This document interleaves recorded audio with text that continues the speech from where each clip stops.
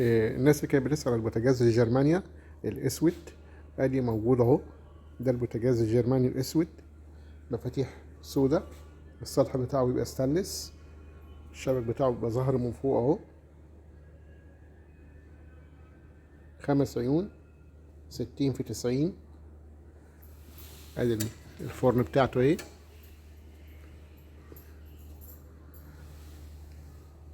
أدي مساحة الفرن من جوه. بس طبعا احنا عارفين الجرمانيا مبيشغلش، الموديل ده مبيشغلش شواية وفرن مع بعض. ده زرار واحد، يمين يشغل شواية، شمال يشغل فرن. مينفعش الاتنين يشتغلوا في وقت واحد. يعني انا شغلت الفرن، سويت الحاجة وعايز احمر وش الصينية، بقلب الزرار على الناحية التانية، احمر وش الصينية بالشواية، اشغلها بزرار نفسه هو اجيبه اتجاه اليمين بيشتغل. وطبعا ده برضو فيه مروحة، في 2 مروحة، مروحة تبريد ومروحة توزيع الحرارة.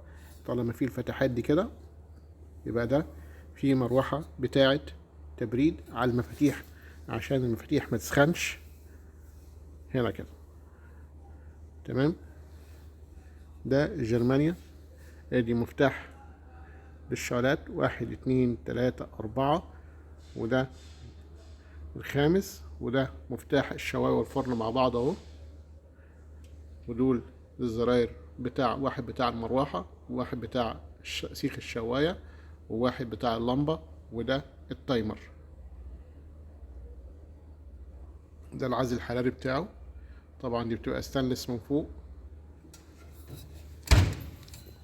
وده اللي جنبه اللي هو الفضي.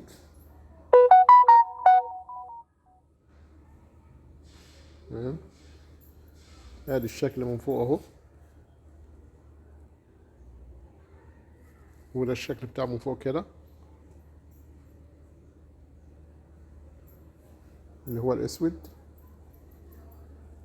ادي الاسود اهو زي ما حضرتك كنت طالبه مني اصوره لك. ادي اهو، سعره 19339 اهو. 19339 ده السعر بتاع البوتاجاز اللي هو الاسود اللي جرمانيا. يعني نشوف السيلفر. ادي السيلفر اهو اللي جنبه اللي هو الستانلس، سعره 19860 اهو. يبقى 19339 و19860.